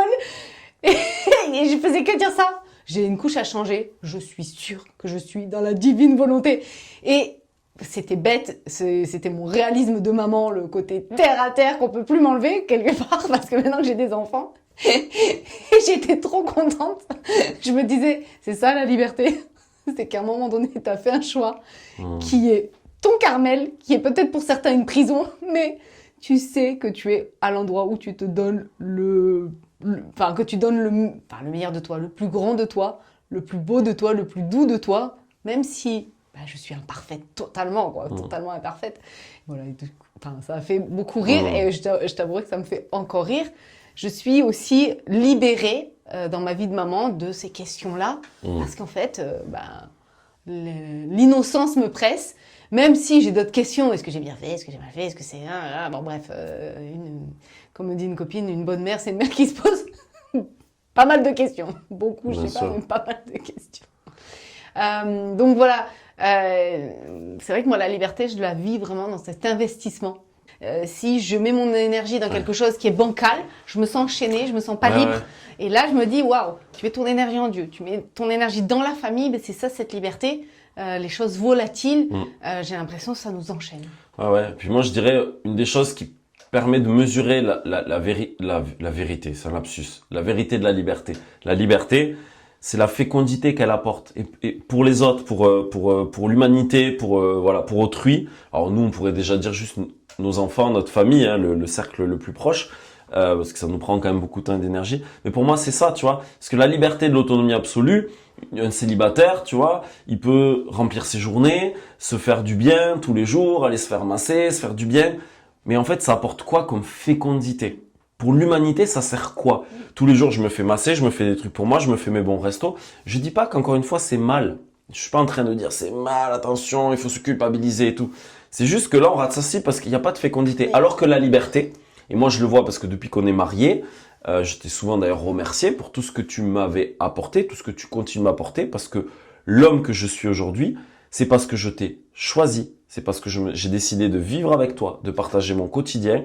Et ça m'amène une fécondité. Il y a quelque chose qui me dépasse. Le fait d'être avec toi, de ce que tu es, dans ta différence, fait que je suis devenu l'homme que je suis devenu. Je suis devenu l'entrepreneur que je suis devenu le père que je suis devenu, parce que je me suis donné, en me donnant, mais je te reçois aussi, et il y a du coup une fécondité dans cette liberté. Et c'est pour moi, c'est ça vraiment un des outils de mesure d'une véritable liberté, c'est waouh, il y a une belle liberté, c'est-à-dire une capacité comme ça à être fécond, à porter du fruit, encore une fois, pas pour soi, du fruit pour l'humanité. Et je pense que plus on se donne et plus on est libre dans cette capacité à se donner, plus ça va porter du fruit. Et on pourrait même dire à une famille nombreuse, tu vois, qui déjà porte du fruit de par le nombre de vies qu'elle a su accueillir, éduquer, élever. Une famille avec 2 enfants, c'est pas une famille avec 6 enfants. Et je suis pas là pour juger. Nous, ça se trouve, on n'aura que 2 enfants ensemble. Je juge pas, je dis pas que c'est mieux, que c'est moins bien. Encore une fois, il n'y a pas de jugement de valeur. Il y a juste une analyse objective d'une situation donnée. Oui, puis c'est vrai que c'est la qualité des fois, pas la quantité qui prime. Bien sûr. Mais je te rejoins, je sais plus comment tu l'as dit. La famille, le couple, bizarrement, c'est des choses que Dieu a voulu pour l'homme et que l'homme veut pour lui-même. Hein. Que veux-tu que je fasse pour toi? Ben, on espère que ça va rejoindre la volonté de Dieu. D'ailleurs, la petite Thérèse, dans un poème, elle dit au fond, je suis par trop heureuse, je fais toujours ma volonté. C'est-à-dire que sa volonté, elle est tellement descendue dans la volonté de Jésus. Son désir, il est tellement descendu dans le Christ qu'en fait, elle était tout le temps avec lui et tout le temps dans la même volonté que Dieu avait pour elle. Elle était en communion de volonté, puisque l'amour, c'est la communion de volonté. Et bizarrement, dans le projet de la famille, dans le projet du couple, c'est un message pour les autres. C'est ça, moi, qui me dépasse. C'est-à-dire quand je vois des couples, des familles, le message que ça m'envoie, c'est hallucinant. Je ne sais pas si tu vois ça, c'est-à-dire qu'il y a un rayonnement, mais il y a une lettre ouverte. Ouais. On assume la vie, on a dit oui à la vie. Enfin, c'est incroyable. Même un couple, oui, on a dit oui à l'amour. Mais bon, j'ai envie de dire, même un célibataire qui se donne entièrement à Dieu, c'est un message très fort. Attention. Et pareil, dans ce que j'ai dit, moi, je veux pas être maladroit ou blesser des célibataires qui pourraient nous écouter. On peut être très très fécond dans une vie de célibat. C'est juste que la vie, elle s'est peut-être pas donné un endroit, notamment dans le domaine. L'idée, c'est de la donner. Un célibataire, d'ailleurs, il y a plein de modèles de célibataires, enfin de célibataires qui ont été canonisés ou qui sont vénérables parce qu'ils ont vraiment trouvé où jeter leur force. Ils ont mis leur temps libre au service de l'Église, au service des autres. Et là, j'ai envie de te dire, ils étaient super disponibles. Donc il y a aussi, toute cette disponibilité du célibat qui peut s'offrir aux autres. Il y a la vie consacrée, bien sûr, mais c'est vrai qu'il y en a qui sont pas consacrés, mais qui le font quand même et qui donnent leur vie. J'aurais voulu le dire tout à l'heure, je sais pas si ça fait sens de le dire maintenant, mais on n'a pas parlé du chamanisme. J'aurais bien aimé qu'on en parle très rapidement pour fermer la parenthèse de ce qu'on a dit tout à l'heure du dev perso et de justement ce qu'on peut croire qui est des fois du spirituel, parce que aujourd'hui le chamanisme, je pense que c'est une des voies qui est la plus proposée aujourd'hui quand on est un peu en quête spirituelle aujourd'hui dans les personnes de notre génération, dans le dev perso, dans le new age. C'est quand même beaucoup le chamanisme depuis une dizaine d'années, il est vraiment en force. Et en fait, il faut comprendre quand même que, et ça je l'ai beaucoup appris de Denis Marquet et du Père Verlaine, Denis Marquet en parle vraiment beaucoup, si ça vous intéresse, allez écouter des vidéos de lui sur les, soi-disant, les thérapies transpersonnelles, ce qu'on va appeler transpersonnelles, qui est censé être des thérapies donc qui dépassent le domaine de l'âme, transpersonnel, au-delà de moi, plus grand que moi, donc plutôt des thérapies soi-disant spirituelles, ça serait ça en fait, derrière transpersonnel, ça veut dire spirituel. Et il explique que par exemple, le chamanisme, les personnes pensent que le chamanisme, c'est du spirituel, pas du tout. Le chamanisme, ça agit sur l'âme, et dans le domaine de l'âme, il y a différents niveaux. Vous voyez, et dans le bouddhisme, ce qu'on retrouve, c'est les chakras, vous voyez, différents niveaux. C'est que on est sur le domaine le plus haut, c'est le domaine astral. Mais ça reste encore le domaine astral et encore dans le domaine de l'âme humaine. Oui, on fait des expériences où on a des révélations parce que les esprits nous montrent des parts d'ombre, donc des parts inconscientes, refoulées. Ils nous mettent en lien avec nos peurs les plus profondes, avec des choses peut-être qu'on porte de transgénérationnel. Oui, mais on est encore que dans le domaine de l'âme. On n'est pas, alors c'est une expérience qui peut être considérée comme un peu mystique, extraordinaire, surnaturelle. Elle n'est pas surnaturelle parce que l'animisme, c'est les esprits de la nature. C'est la nature. Donc la nature, c'est dans le créé. Dieu, il est dans l'incréé, il est en dehors de ça. Voilà. Et donc, la démarche chamanique, quand on fait une démarche chamanique, on est dans l'animisme, la religion, on pourrait dire, c'est pas vraiment une religion, c'est les esprits de la nature. On divinise la nature, tout est contenu dans la nature, on va collaborer avec les esprits de la nature, mais on ne travaille que sur le domaine de l'âme, de la psyché, l'affectivité. Oui, sur un domaine extrêmement subtil, sur le plan astral. C'est un plan où, oui, il y a le domaine des esprits, mais on n'est pas dans le surnaturel. Quelque chose qui est au-delà de la nature. Alors moi, j'ai vécu une autre expérience que toi dans le chamanisme. Toi, c'était les tambours. Moi, c'était toute autre chose. J'ai pris l'ayahuasca, j'ai pris des plantes, j'ai fait des diètes, j'ai fait des jeûnes, je suis partie au Pérou. Et c'est vrai que dans tout ça, c'est là que j'ai commencé à lire la Bible. Isolée, dans une maloca. J'ai lu la Bible de A à Z et je l'ai fait plusieurs fois. Je pense qu'ils avaient un chamanisme animiste. Et quand ils ont reçu le christianisme, ils ont eu cette grandeur d'âme de reconnaître la vérité. Et du coup, ça a élevé leur chamanisme. Ils n'ont pas abandonné tout ce qu'ils faisaient, mais ils ont pu reconnaître le Christ. Du coup, ils me l'ont donné. Et je dirais que la force de ce chamanisme, pourquoi quand même il m'a mené au catholicisme, c'est que comme tu dis, la frontière est très fine. Et pour quelqu'un comme moi, qui était prise dans une vie mondaine sur Paris, enfin, j'étais coquette, j'étais une petite Parisienne. Alors, sympathique certes, mais pathétique, mais bon, en tout cas, je me jette dans ce chamanisme et l'ayahuasca, on appelle ça la télé intérieure.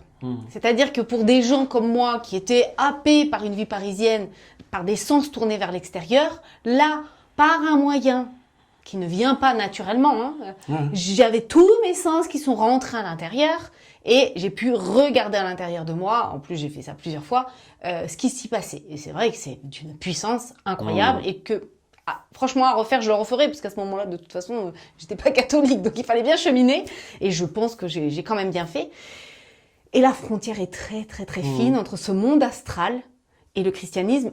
En plus, ils le cultivent. C'est-à-dire que le purgatoire, tout ça, ça y est dans leur chamanisme. Ce qui rend les choses très belles et très palpables. Parce que quand tu parles aux gens de ces réalités, ils sont là, ouais, bon, c'est en dehors de moi. Mais là, c'était à l'intérieur de moi. Tous mes sens étaient tournés vers cette réalité. Donc ça a été très puissant comme conversion. Je n'ai pas connu autre chose. J'ai connu cette conversion dans ce contexte-là, et ça a été très fort. Donc voilà, la frontière est quand même très fine, et c'est vrai que j'ai eu tendance à me dire, oh là là, comme si j'avais fait des grosses erreurs, et je me dis non, c'était très beau aussi. Parmi tout ce qu'il y a sur Terre, j'ai pris ça, et c'était un vrai boulot. Voilà. Et après, je l'ai arrêté, parce que j'ai senti la fine pointe de l'âme en moi être plus disponible. Et là, je me suis dit, il faut que je laisse ce qui est en bas pour aller plus haut. Et j'avais cette soif d'aller plus haut. Mon accompagnatrice spirituelle, elle m'a dit, toi, tu avais compris qu'il te fallait un TGV. C'est-à-dire que le groupe était un peu on reste un peu dans ce plan-là. Et je ne sais pas, il y a eu un truc qui m'a gratté au niveau de l'esprit et je pense que ma grand-mère priait beaucoup pour moi. Et à un moment donné, j'ai prié pour sortir de ce plan. Et je ne sais pas quelle intuition spirituelle m'a habité pour dire non, il faut que j'aille plus haut. Et vraiment, donc je vois vraiment ce passage. Oui. Et en même temps, pour des gens comme moi qui avaient tous les sens piégés à l'extérieur, ça m'a permis de rentrer. Ouais, bien sûr. Mais après, bien sûr, j'ai demandé à Jésus, apprends-moi à rentrer en moi sans substance, quoi. Moi, je vais le dire comme ça. Selon moi, je vais le dire comme ça de mon expérience. En tout cas, si je reste sur le chamanisme, j'ai pas ton expérience à toi, mais je l'ai quand même expérimenté et je l'ai quand même étudié, même un peu philosophiquement. C'est la psychothérapie accélérée, parce qu'avec les états modifiés de conscience, on accède, ou ce que normalement une thérapie dans le travail thérapeutique avec toutes les parts de notre psyché, en fait, les refoulements, le déni, tout ça, ben là, en fait, on ouvre la boîte de Pandore. C'est vraiment ça le travail. Boum, on ouvre la boîte de Pandore, on l'ouvre jusqu'à un plan astral, donc un plan subtil, et on en comprend des choses extrêmement subtiles. C'est pas juste, on n'est pas que dans la matière, on commence à rentrer justement dans le domaine le plus subtil de l'âme. C'est ça ce que tu dis, et pour moi, ça rejoint mon expérience. On capte, on vit des expériences très, enfin, elles sont pas mystiques au sens mystique chrétienne, mais hautement astral. Hautement, voilà. Mais que souvent, on va penser que c'est vraiment du spirituel parce qu'on peut voir des choses de l'invisible. Donc on se dit, oui, on voit de l'invisible, donc on est dans le spirituel. Non, encore une fois, on est dans le domaine astral. Mais après, Dieu se fait proche dans ce domaine astral. Donc Dieu, il a habité tous les domaines. Donc forcément, je connais des gens, ils ont pris l'ayahuasca, ils étaient un petit peu touchés par le catholicisme, mais sans plus, comme moi, par la grand-mère. Voilà, c'était pas non plus inconnu, mais bon, c'était lointain. Et ils ont pris l'ayahuasca. Le chaman, comme il était chrétien, il chantait aussi des chants chrétiens. Ouais. Et il a dit, je vais me confesser. En fait, il a vu tous ses péchés éclater. Bien sûr. Donc voilà, c'est pour dire que dans ce domaine astral, Dieu a révélé des choses. Encore une fois, Dieu, il est en chacun de nous. Dieu, il est contenu en chacun de nous. Vraiment, on porte tous Dieu en nous. Et le but, c'est de lui laisser le plus de place possible. Et pour savoir qui je suis moi, pas au niveau de mon ego et de ma construction psychique liée à mon enfance, mais qui je suis tel que je suis, créé par Dieu dans tout ce potentiel qu'il a mis en moi. Je suis un être fini, mais en fait, il met toute une infinie en moi, parce que Dieu c'est l'infini. Ben, je pense de toute façon, Dieu, on va le retrouver dans tout peut nous amener à Dieu. Tout va nous amener à Dieu. Quand tu vois Fabrice Adjadj qui se convertit au christianisme, bon, avec sa culture plutôt juive, en lisant du Nietzsche, qui est l'antéchrist par excellence. Nietzsche, c'est l'antéchrist par excellence. C'est vraiment comment je pourrais dire. Oui et non, mais bon, c'est un autre débat. Mais oui et non, parce que il y avait un ascétisme, il y avait une recherche de quelque chose de plus grand chez Nietzsche.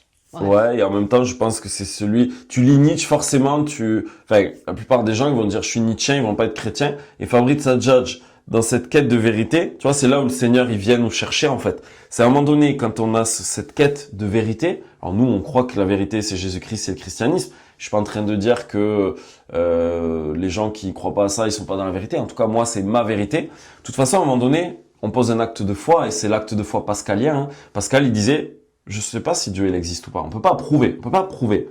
Mais je choisis qu'il existe. Si je me plante, je me suis planté. Voilà. Mais s'il existe, au moins, je me suis pas. Le plus haut que je suis allé. Ouais. Et pour moi, c'est vraiment ça. C'est-à-dire, je fais le pari de Pascal, c'est de dire, bon, moi, déjà, de par la relation que j'ai au Seigneur, de par tout ce qu'il a transcendé dans ma vie, mais bien sûr que je suis persuadé que Dieu existe. Alors Dieu, on peut pas y accéder encore une fois. On peut pas accéder à Dieu, mais qu'il y a un Dieu qui est transcendant, qui est là et qui a une relation personnelle avec chacune de ses créatures. Oui, que Dieu me parle dans mon cœur. Je parlais tout à l'heure de conscience. Oui, pour moi, Dieu existe. En tout cas, ça rejoint mon expérience vivante et qui est très différente de toutes ces expériences mystique, extraordinaire que j'ai pu vivre dans le New Age, parce que j'en ai vécu beaucoup. J'ai été initié à beaucoup de choses. J'ai été initié au Reiki. J'ai fait énormément de choses dans l'ésotérisme. J'ai fait des méditations de la Kabbale, dans l'arbre des séphirotes. J'ai fait beaucoup de choses dans des yourtes et tout ça. Voilà, on a invoqué les Bouddhas de la médecine. J'ai fait plein de trucs très mystiques, très perchés. J'ai fait des trucs très perchés. Des trucs d'état de transe, la danse d'Osho. Enfin, j'ai fait plein de trucs pendant des années. Je cherchais à avancer, à guérir, à mieux me connaître et tout ça. J'aurais bien voulu te voir quand même. Oui, j'ai vécu parfois des états de conscience modifiés puissants où waouh, j'avais des compréhensions de choses sur l'humain, sur la nature humaine, sur moi, Oui, c'est vrai, Mais quand j'ai rencontré Dieu, l'amour de Dieu et le chemin que je fais avec lui, c'est incomparable. Vraiment, je le dis comme ça. C'est une rencontre. C'est-à-dire, tu peux être dans ton être, mais s'il n'y a pas Dieu, c'est ça le truc de l'instant présent. Oui, c'est bien beau l'instant présent, mais moi, ça m'intéresse pas. D'ailleurs, c'est pas l'instant présent qui compte, c'est l'instant présent avec Jésus. L'instant présent sans Jésus, pour moi, ça s'appelle l'enfer. Et j'avais cette sensation, voilà, il y a rien qui me perturbe devant, derrière tout ça, mais en fait, je suis seule dans mon être avec moi-même. Moi, je trouvais ça horrible. Alors, il y en a qui diront qu'ils ont trouvé ça super. Je sais pas. Je pense que j'ai la marque du baptême, moi. Je pense que, voilà, j'ai été baptisée et que ça m'a poursuivi, ça m'a brûlé dans toutes ces choses que j'ai essayé, que j'ai voulu. Il y a un moment donné, il y a une limite et j'ai vraiment vu le sceau du Christ. Donc c'est pour ça que moi, quand je me suis convertie, j'ai pas eu énormément de combats. C'est juste que le sceau du Christ est revenu à moi et là j'ai dit ah mais bon mince, j'abandonne tout le reste. Et c'est vrai que j'ai pas eu des grandes luttes pour sortir. J'avais déjà, je pense, la limite du baptême qui était là. Alors pour le coup, bon, ça va faire une longue vidéo. Tu verras comment tu la coupes, si tu gardes tout ça ou pas. En même temps, on peut laisser tout du naturel et c'est bien aussi. Les gens ils aiment bien l'authenticité. Moi, dans ma conversion, déjà, j'avais pas été baptisé enfant et par contre, moi, j'ai eu d'énormes combats. J'ai envie de dire d'énormes combats jusqu'à mon baptême, mais même j'ai continué à avoir des combats après le baptême. Pas du même ordre, c'était pas les mêmes combats, ça se jouait pas au même endroit, mais moi j'ai eu d'énormes combats. Pourquoi? Parce que ça a commencé que j'ai pris des drogues et pas mal de drogues dures quand j'étais jeune. Ça, les drogues, ça ouvre des portes. J'ai bu de l'alcool, ça ouvre des portes aussi. Justement, on parle du plan astral, ça ouvre des portes sur ces plans-là, mais on le sait pas du tout. Prend des drogues et en fait ça nous met des états modifiés de conscience, donc ça nous ouvre des portes à des endroits, même le cannabis, hein, ça ouvre des portes. Ça les chamans ils le savent. Hein. Voilà, le cannabis, moi j'ai énormément fumé depuis tout jeune ado, pré-ado et jusqu'à ma vie d'adulte, mais je fume plus, je vous rassure, ça fait assez longtemps. Voilà, et puis après j'ai fait plein de choses, voilà, j'ai été initié au Reiki, j'ai fait plein d'initiations, plein de trucs, invoquer les esprits, machin et tout. Et ben en fait, je me suis rendu compte quand j'ai voulu commencer à cheminer, à suivre Dieu, qu'en fait, j'étais pas du tout libre. Mais ça, je m'en suis rendu compte, c'est toujours pareil, c'est quand on veut suivre la lumière qu'on voit les chaînes. En fait, tant qu'on cherche plus à partir, à s'éloigner, ben en fait, les chaînes, et ça, c'est d'ailleurs une vraie dérive et un vrai danger qu'il y a dans l'ésotérisme, d'accord? C'est vraiment de croire qu'on se soigne, qu'on guérit, qu'on va mieux, mais en fait, c'est sans fin. On n'a jamais fini et on cherche encore une guérison et on cherche encore une pratique. Et moi, j'étais là-dedans. Et en fait, sur le moment, ça fait du bien, mais après, à un moment donné, on n'est pas bien, on a un manque, une forme d'acédie spirituelle. Alors, ce mot-là, il n'existe pas dans le New Age, mais une forme d'acédie, notre âme, elle est en manque et donc on cherche encore quelque chose. On cherche une expérience, on cherche une guérison, on cherche un truc nouveau. Et moi, quand je me suis converti, je le dis vraiment, je me sentais aliéné. Aliéné, ça veut dire j'étais plus maître de ma volonté, vraiment, je n'étais pas libre du tout. Je sentais que j'avais des choses qui me tiraillaient, dans le sens où je me sentais plombé de quelque chose et ma volonté ne suffisait pas. C'est ça, aliéné à ce sens-là. Pourtant, je suis plutôt quelqu'un de très résilient, j'ai une force physique, tout ça. Et là, j'étais anéanti, je subissais ça. Et j'ai eu de vrais combats. Où parfois même j'ai pensé à me foutre en l'air tellement ça devenait une espèce de persécution psychologique. Vraiment, je me sentais entre guillemets persécuté et tout. Et ça après pour avoir écouté plein de personnes qui venaient du New Age, l'ésotérisme et tout ça, ils racontent vraiment ce truc-là. Donc ça peut être dépression, envie de suicide, voilà. Après ça peut être plein de choses. On peut entendre des voix intérieures. Ça peut avoir des manifestations comme ça. Et voilà, et des fois où j'ai vécu des expériences, je souhaite à personne, mais j'ai vraiment vécu quand même le martyr dans ma conversion. Pas tout le temps, pas tous les jours, mais voilà, heureusement j'ai été bien accompagné, bien soutenu. On a beaucoup prié pour moi, et puis c'est des moments où il faut s'appuyer pour le coup sur la grâce, sur l'aide de Dieu, chose que j'avais pas encore bien compris, parce que je découvrais à peine ce monde-là. Et donc moi je croyais qu'avec mes propres forces j'allais y arriver, et en fait non, pas du tout. Et heureusement que le Père Verlaine plusieurs fois m'avait donné de bons conseils, que la communauté a prié pour moi, pour ma conversion, que des gens ont prié pour moi. Mais effectivement, quand on touche à ces domaines-là et qu'ensuite on veut cheminer dans une véritable voie spirituelle, on a plein de chaînes à lâcher. Tu parlais des liens tout à l'heure. Moi, forcément, j'ai aussi eu plein de prières sur moi. Mais en fait, on connaît tellement pas le monde invisible. C'est pour ça que les scientifiques, c'est beau de scientifiquement essayer de... Mais comment tu veux prouver le purgatoire si Dieu, il a pas envie que tu le prouves, que tu le saches par des moyens mesurables. Enfin bref. Mais on n'a aucune idée des réalités spirituelles. Quand j'ai fait les coupures de lien, c'est un exemple parmi tant d'autres. Hein. J'avais mangé chez un ami qui était bouddhiste. Enfin, une espèce de bouddhisme, hein, je sais pas trop. Entre bouddhisme et hindouisme, des fois, je n'arrive pas trop à comprendre où se situent les gens. Ouais, j'ai l'impression que c'était un peu les deux. Et en fait, il faisait des genres de bénédictions avant le repas, tu vois. Mais moi, j'avais béni mon repas. C'est-à-dire que, vraiment, il a fait sa bénédiction, il nous a cuisiné, tout ça. Il fait sa bénédiction, son mantra, je sais pas, moi, je suis pas calée sur ce... Je suis plutôt partie de l'autre côté, moi, le chamanisme. Donc, bouddhisme, tout ça, je connais pas. Et, bon, je fais ma prière, quoi. Toujours, je mange, donc pour moi, mon plat, il est béni. Et ben, dans les coupures de lien, parce que la religieuse, elle a fait du détail, hein, c'est-à-dire qu'elle a fait des coupures de lien pour des choses, mais vraiment très précises. Ça m'a pris 6 mois à faire toutes ces prières avec le prêtre. Et bon, on a espacé hein, entre les prières parce qu'il faut digérer, voilà, c'est pas facile. Et il y avait une prière, c'était couper les liens des mantras roses de bénédiction, soit de repas, soit de... Elle est calée, hein, la religieuse, c'est un truc de fou. Elle a dû tellement en entendre, elle a dû tellement avoir des gens, voilà, infestés, hein, j'ai envie de dire, infestés, enchaînés. Et en fait, là, d'un seul coup, mais en esprit, je revois ce moment, et je revois sa bénédiction, et je vois mon plat rose. Voilà, mon esprit me montre, bah oui, en fait, à ce moment-là, toi, tu voyais rien, t'as même fait ta prière, c'est très bien, t'es chrétienne. Mais il avait cuisiné, voilà, donc t'as quand même mangé ce truc.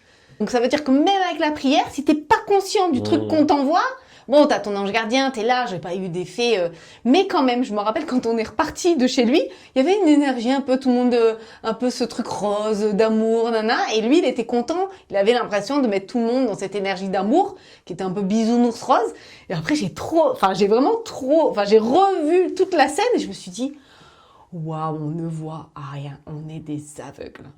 Et vraiment, c'est un exemple parmi tant d'autres. Et je me suis dit, ouais, quand on traîne quand même au milieu de ce genre de trucs, on se prend tellement d'attaques, mais gentil, hein, un petit peu bisounours rose et tout. Bon, après, Dieu savait que j'allais faire des coupures de liens. Et d'ailleurs, je trouve que dans certaines communautés, ils en font souvent.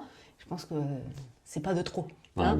Avant la messe, après la messe, ou je sais plus, ils disent, voilà, on coupe tel lien. Et je pense que c'est très, très important parce qu'on est infesté de propositions invisibles sans s'en rendre compte. On signe des contrats, on n'est même pas au courant.